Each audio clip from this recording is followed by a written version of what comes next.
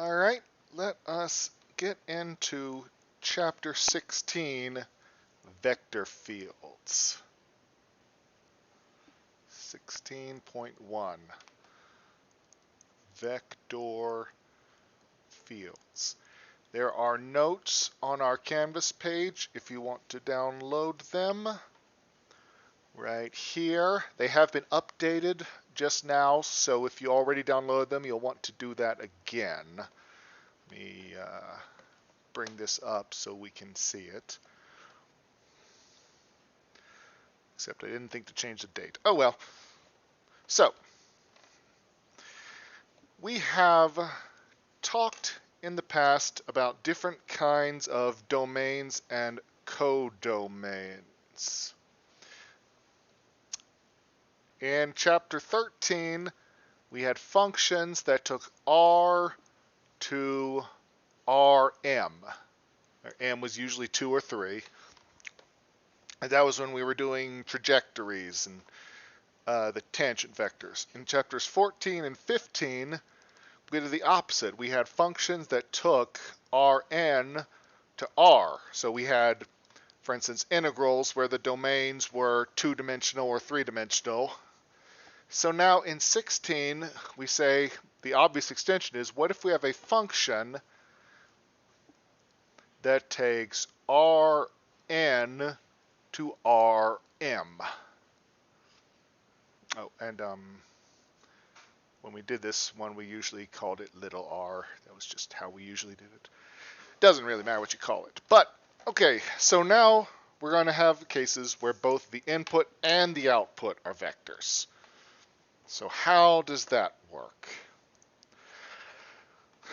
Well, a function, capital F, we call it a vector field if its input and output are both vectors. So a vector field is just a function where every point of the domain we assign a vector. So if it's fxy, we'd have a p function that gives I, a q function for j, and that would give p and q. You see, p, q, and r are scalar functions. Each one of them takes an x, y, z and gives out a number. And then we put those together and we get a vector. And other dimensions are always possible, but in this class we usually don't go higher than 3 dimensions. So how do we do this then?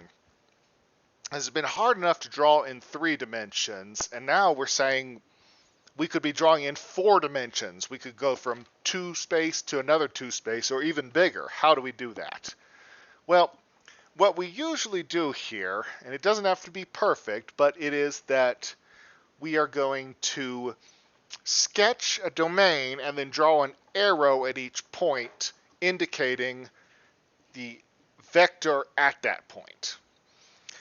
And it's common to think of this as a fluid flow, where the arrows represent how things are moving at that point. So we just want to draw enough to get a good idea of the picture. There are infinitely many points in the domain, in any domain, but we're just going to draw a few. So let's start with this. F of xy is I plus 1/2 j. All right, so let's see how we do this. Okay.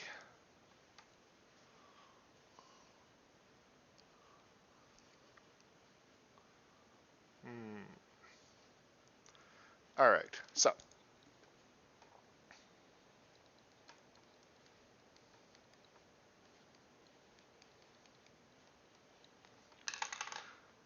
all right, close this, it's in the way. Okay, so that means we'll have a domain, and let's just say our domain, the maximal domain, would be r squared. We can write that if we need to.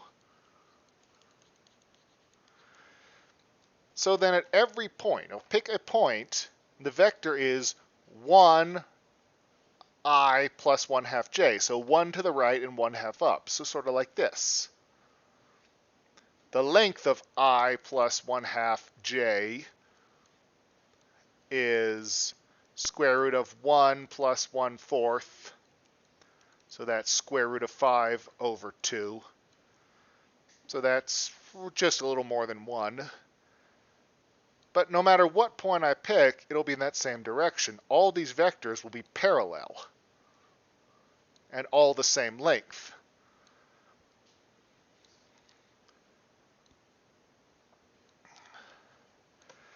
So this one I kind of visualize as like we're in a river. Maybe this is a patch of a river, and if we zoomed out, this vector field might not work anymore, but you could imagine it's all flowing in the same direction. So at any point you pick, it'll go in that direction. The same. These arrows aren't all the same size, but pretend they are, because they should all be that length of root 5 over 2. So that's a pretty simple example. Let's do one a little more complicated. So let's sketch the vector field xi plus 1/2 yj.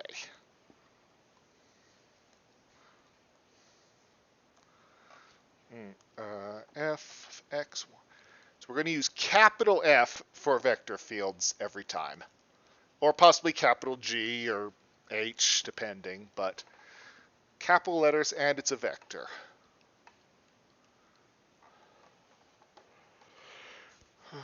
So I'm going to make a table here. Now, as you get the hang of it, tables become less necessary. You get to the point where you can just sort of eyeball it and guess and get a good idea. But for now, I'm going to work it out.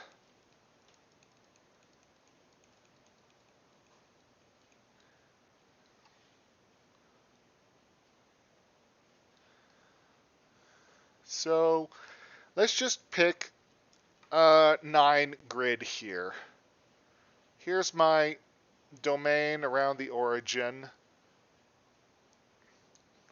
And let's just pick the 9 points around it, or the origin and 8 other points. And if we do this, hopefully we'll have a good idea of what we're dealing with. So we got 0, 0, the origin.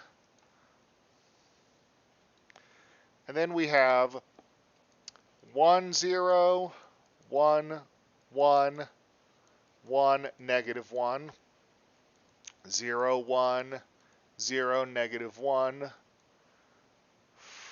What else do we have? I guess we have ones where x is negative 1. So negative 1, negative 1, negative 1, 0, negative 1, 1.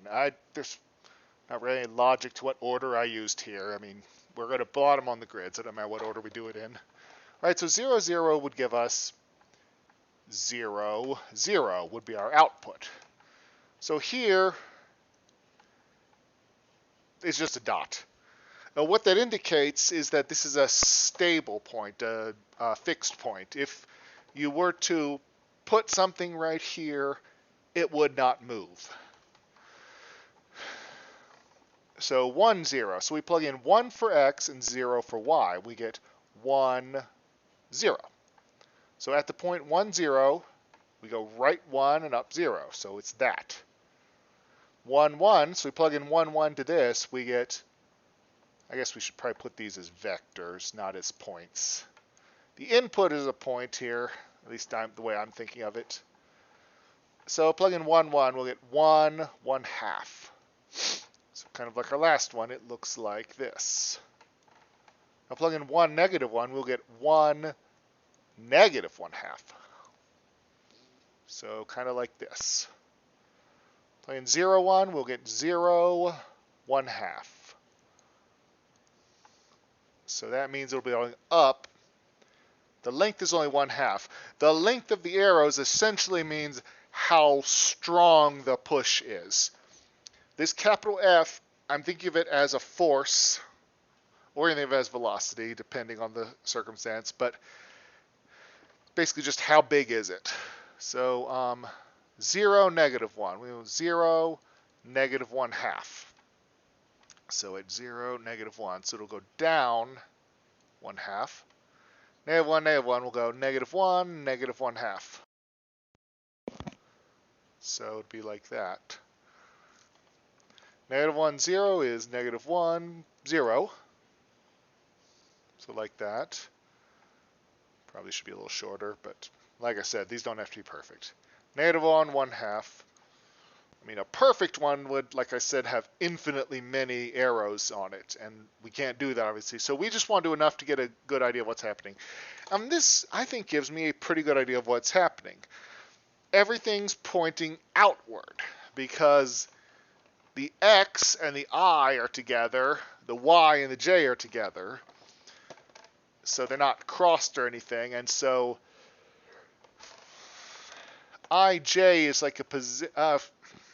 This might get too complicated if I try to over-explain things. But what I kind of would think of here is that this is like maybe a heating vent or something, and it's pushing heat out, and it's spreading out in every direction. Except that the larger points would actually go farther. If we were to put, for instance, -2, -2 in, that would give us a vector of -2, -1, so it would be even longer. So that heating vent idea is not great. Maybe what we're talking about is a cone. If you sit on top of a cone and then go downward like this, that you put a ball on top, if it's perfectly balanced, the force is 0, 0. It won't move. But if you push it just a little to one side, it'll keep rolling, and the force will keep increasing because it'll keep accelerating faster and faster as you go. So that's not necessary to give this whole explanation, but I think it helps you understand it if you try to imagine, like, what kind of situation are we talking about. All right, let's do another example. This is OYO, on your own. That means you can give this one a try before I show it to you. So if you want to pause and try this out on your own for a couple minutes, that might be a good idea. And then unpause when you're ready to see the solution. Okay, so we have f of xy is -yi plus xj. So what this corresponds to is a rotation. We can get some points here.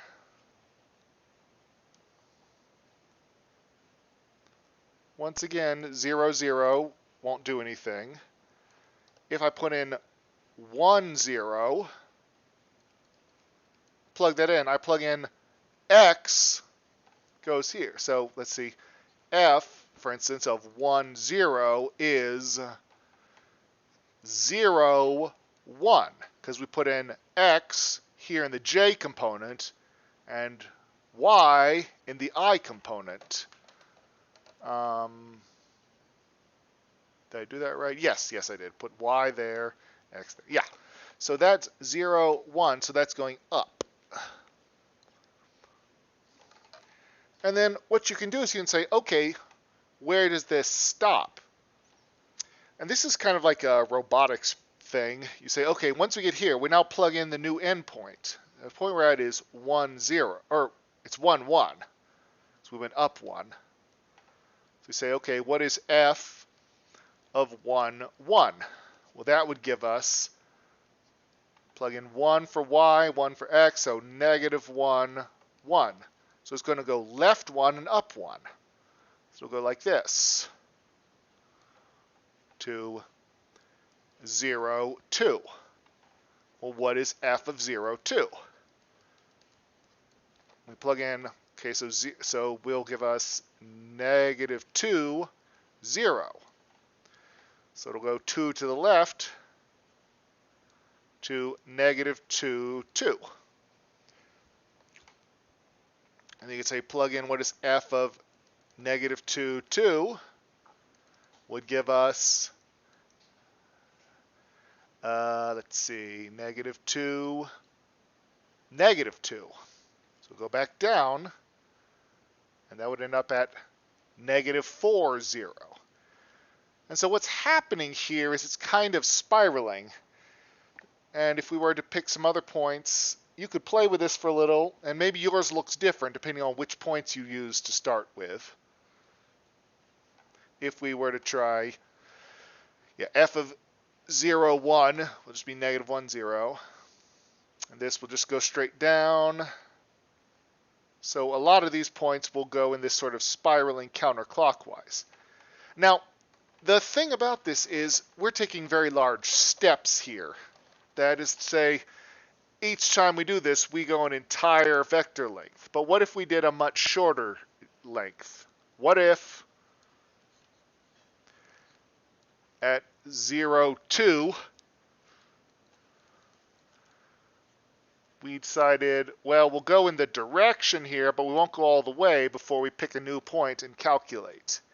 And taking shorter steps makes it smoother. And so it would look more like this.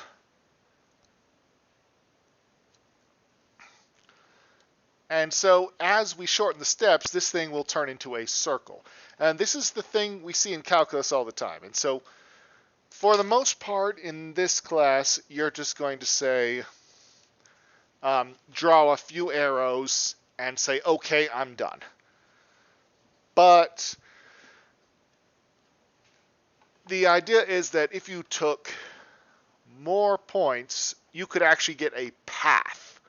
And that would represent, if you, for instance, dropped a particle in here, how would this force push it? It would follow along that current.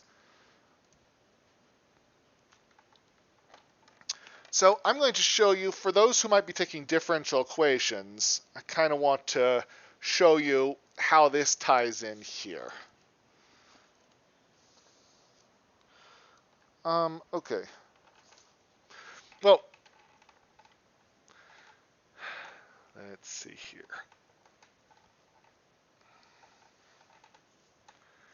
Now, there's a couple things we could do. Let's say we want to actually know what the path that we're taking was, because that's a common thing. It's like you've got this force field, this vector field. What path would a particle take? And it would depend on both the force, but also on the starting point, initial position. So one thing we'd say is that our vector, negative yx dot xy, which is the position vector, xy, would be negative xy plus xy is 0, which means that the velocity here, the direction changing, is perpendicular to the position. And so it's a circle. But there's another way we could do this. And so, like I said, this next section is just sort of a preview of what you would do in differential equations. So if you want to skip over this part, I won't be offended, because it's not really something relevant to this class, but I just wanted to show it anyway. So, well, let's look at what we said here. We said that f of xy was negative y comma x. And we could parameterize these as saying del x del t is negative y. And del y del t is x. That's a t there. Because that's what this, we're referring to how it changes over time. Well, then I might take this and plug in. I might say, what is del squared x over del squared t, or del t squared, would be del over del t of negative y, which would be negative del y over del t, or negative x. And similarly, what if I want to do the second derivative of y? Well, I can say that is the same as the derivative of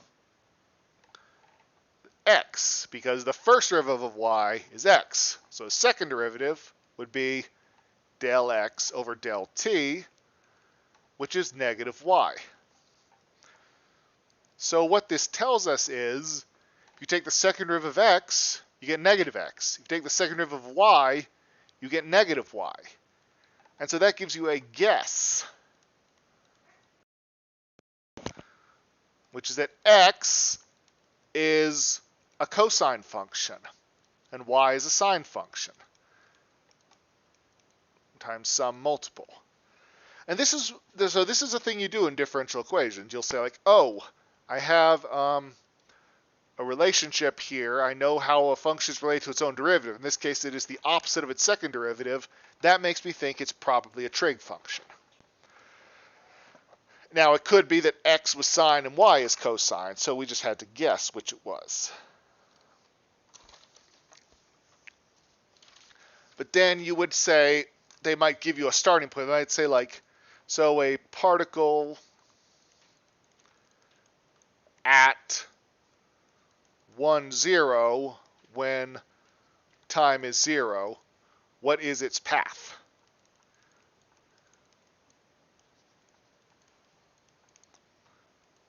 And so you'd say, well, I'd plug in 1, 0, and I'd say, or I'd plug in t equals 0, and I'd say, so x of 0, which is a times cosine of 0, is 1, because it starts at 1.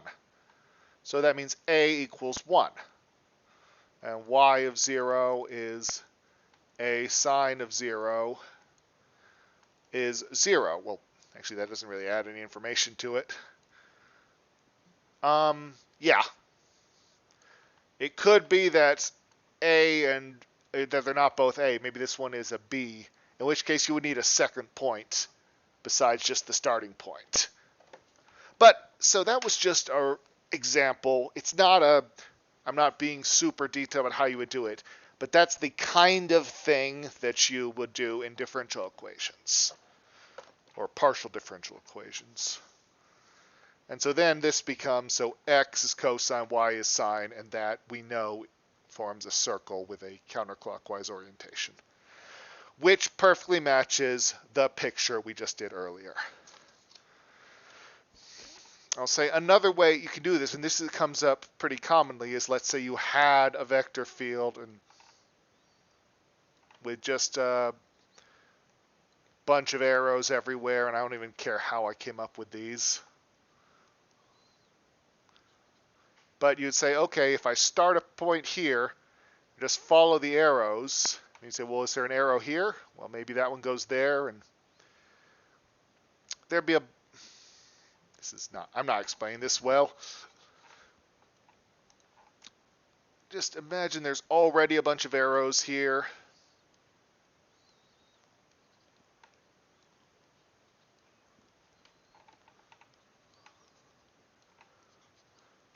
And so if you were given a point, you'd say, well, the path would just sort of follow the arrows.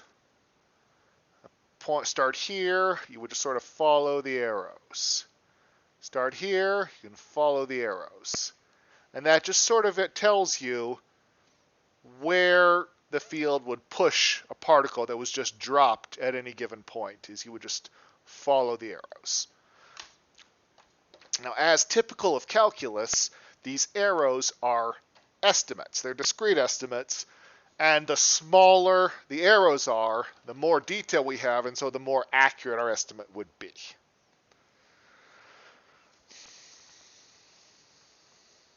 Okay, let's do another example. Example.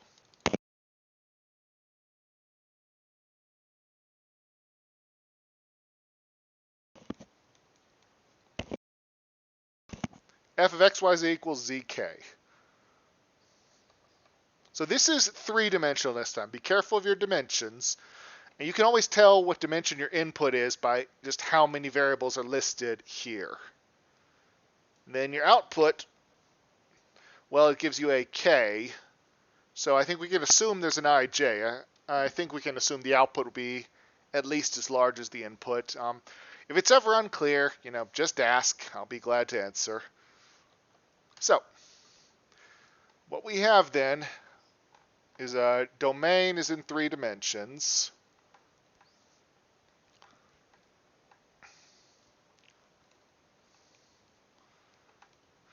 And at every point, we get zk, which means that on the xy plane, they're just dots. There's no up or down. Above, we will get arrows pointing up. and they will get larger as you go farther away from the plane. Below, you'll get arrows pointing down. And just as the same, they'll get larger as they go farther away.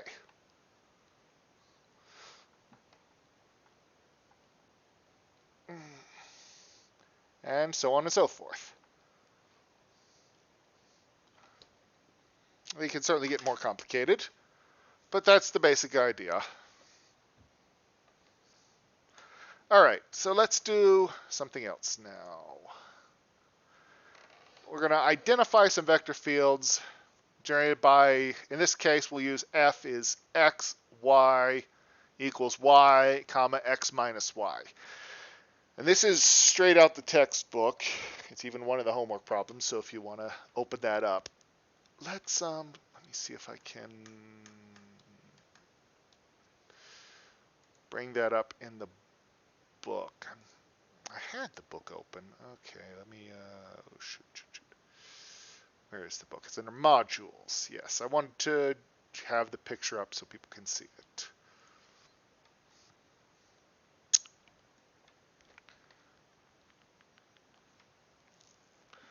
All right, so we are in 16.1. All right, so y equals x minus y. So it's a two-dimensional input and a two-dimensional output. X and y are the input, and this is the I commode is y, the j commode is x minus y. There's no k component. So we're given a bunch of these vector fields, and we want to say which one of those matches the one we're looking at right now. So how do we do this?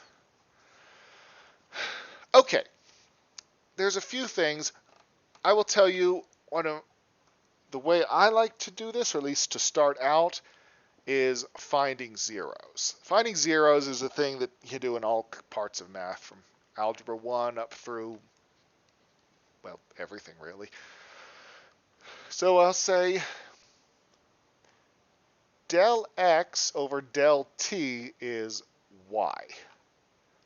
Del y over del t is x minus y.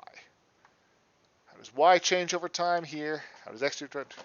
So I'm going to say, when is this equal to 0? Well, that's the same as saying y equals x. Excuse me, y equals x. So that says when y equals x, there is no vertical component. If y equals x, the vertical part, the j part, is 0. Right, this is yi plus x minus yj, if you like. What about this? Well, when is y equals 0? Well, that's just the x-axis. So on x-axis,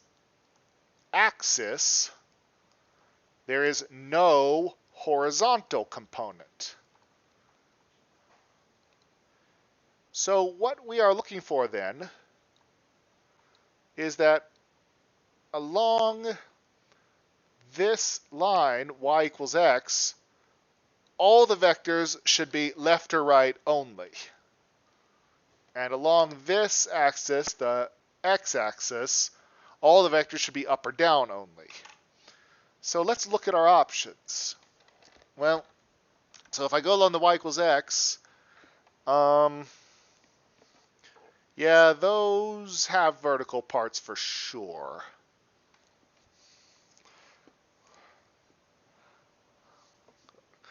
Oh shoot. Ugh. Let's see. Let's look at this one. Yeah, those have vertical parts. Let's look at this one. Those have vertical parts. Those have vertical parts. This might do it, though. We go along the y equals x. It looks like they're all horizontal. And this one is not. So by process of elimination, it must be 5. Let's check along y equals 0. Along this middle part, yeah, it looks like all the vectors around there are vertical. They have no horizontal. And what's more, if we are above on the top half, everything's pointing kind of rightward. On the bottom half, everything's pointing kind of leftward. And that also makes sense, because if the dx dt is y, that means when y is positive, we should be moving right. And when y is negative, we should be moving left. And that's what we see here. When y is positive, we're moving right. When y is negative, we're moving left. So 5 is the answer. Number 14 is V.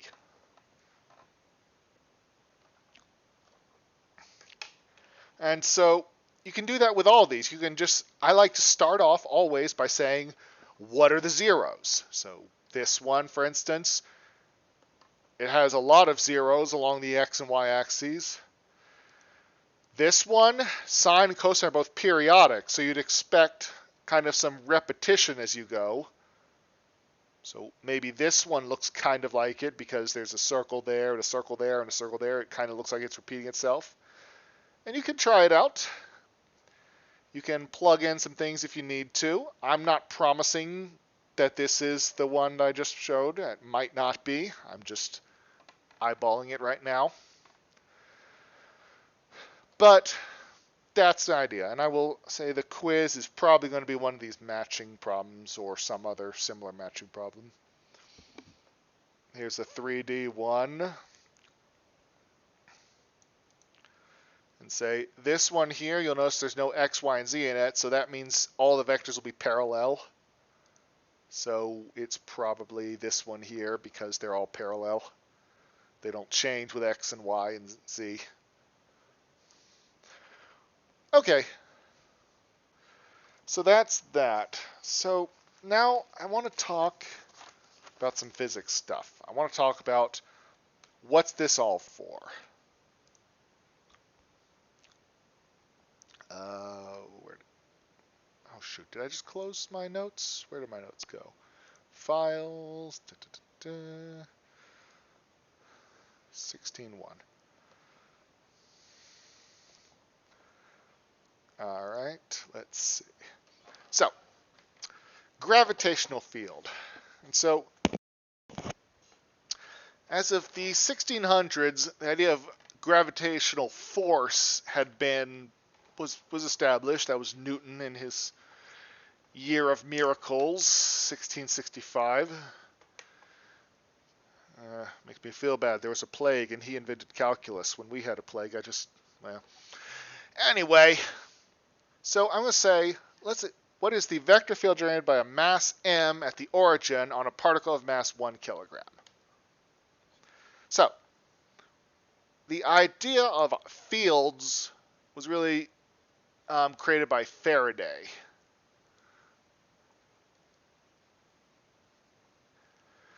Michael Faraday came up with this idea. So here we are at the origin. There's a big mass m. That could be the Earth or the Sun or anything else. And so then the force between m and some particle here, we're saying it's 1 kilogram, would be mg over r squared.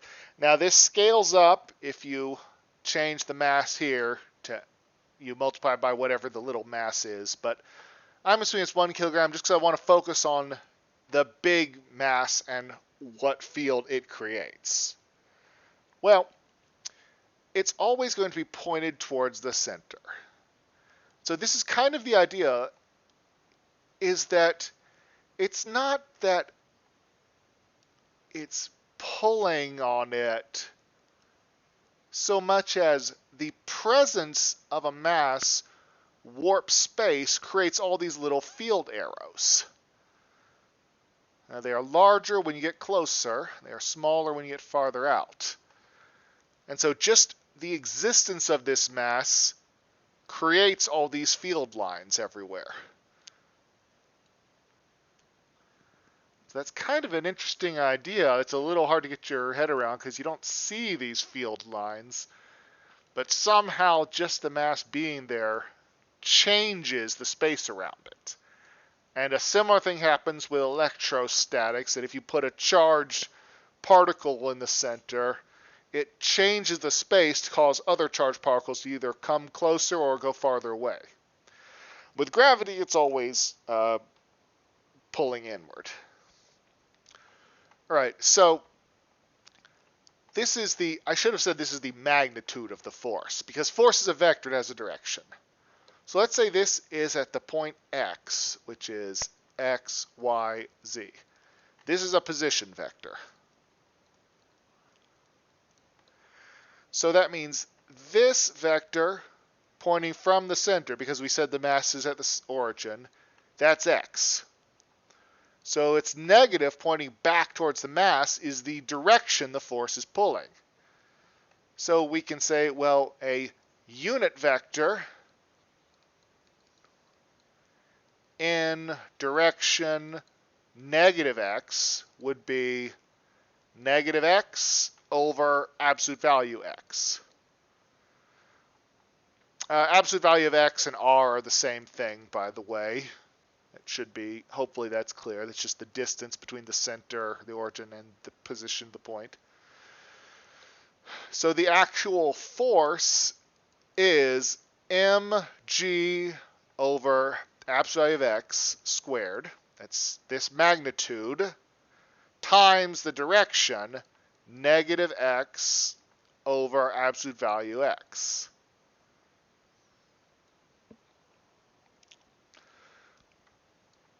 Which could be rewritten as negative mg over absolute value of x to the third times vector x.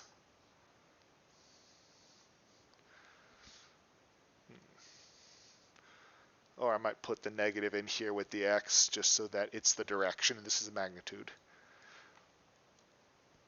And then for mass little m, so if the particle has a mass of little m instead of 1 kilogram, it would just give you the force would be mgm x cubed times negative x. Like I said, I like this version better just because it focuses on the field created and is independent of the mass of the particle. Okay, another way of writing this would be to say that you could write this in IJK notation. You could say this would be the same as f of x, y, and z is negative mgx over x squared plus y squared plus z squared to the 3 halves I. Why 3 halves? Well, because the absolute value here, the magnitude of a vector, you take a square root, you square each one, add them, take a square root, then this third power means it's 3 halves, not 1 half. Minus or plus negative mgy over x squared plus y squared plus z squared to the 3 halves j plus negative mgz over x squared plus y squared plus z squared to the 3 halves k.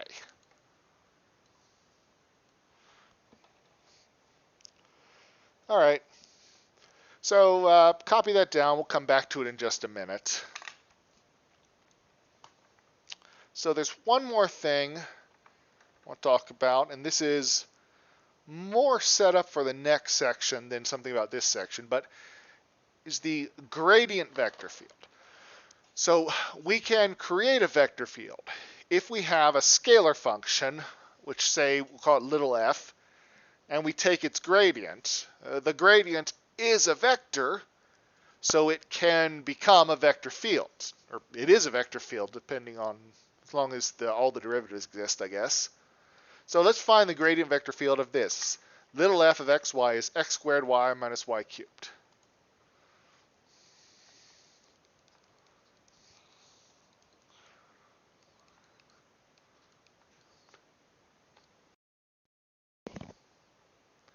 So the gradient, if we remember, gradient of f is, do the x derivative, which is 2xy, that goes in the I component. Then the y derivative would be x squared minus 3y squared. So that is the gradient that has become a vector field.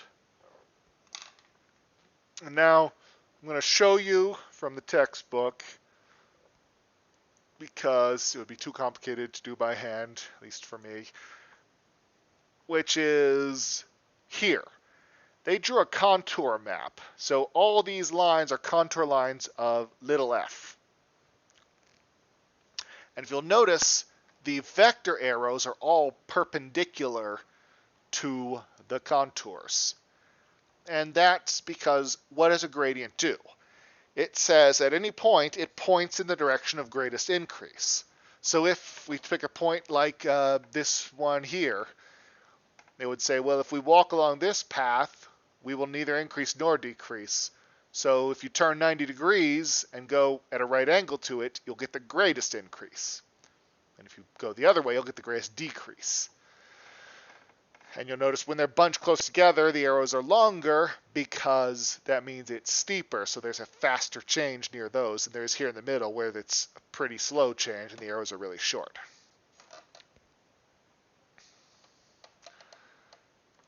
All right. Now what about that gravitational field we did a minute ago? Well, the gravitational vector field, let's take this little function f. Little f is mg over square root of x squared plus y squared plus z squared. So we'll say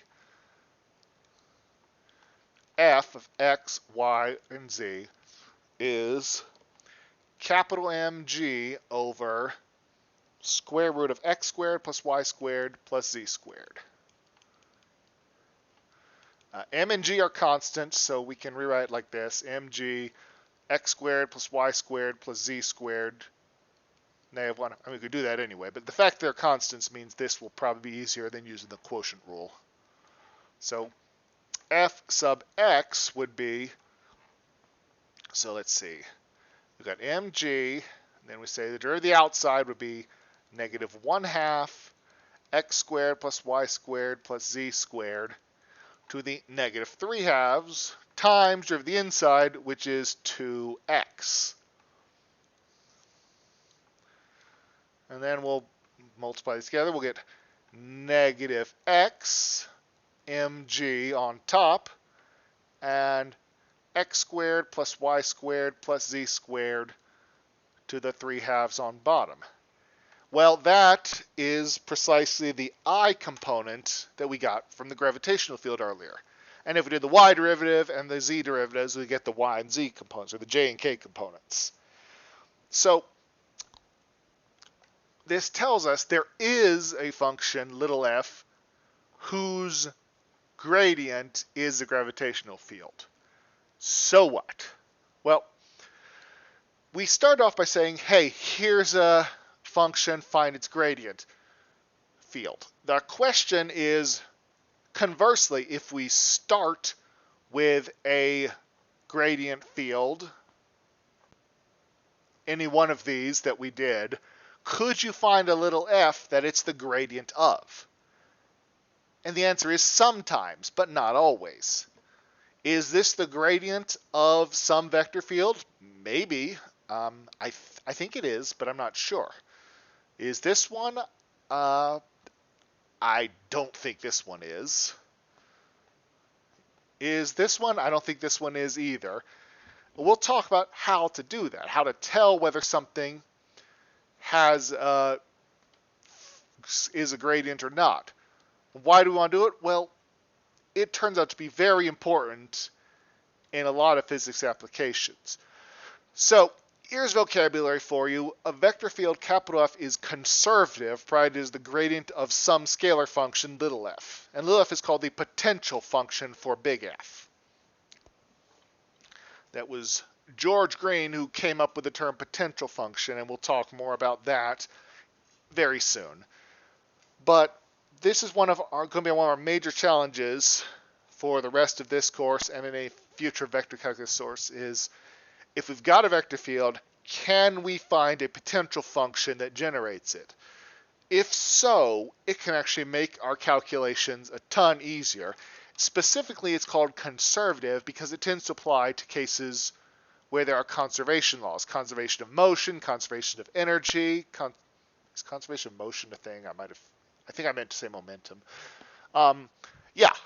And so in a lot of these cases where you have a conservation law, that's the same as saying have a conservative vector field, which means it has a potential function. So conservative vector field, capital F, comes from a potential function, little f.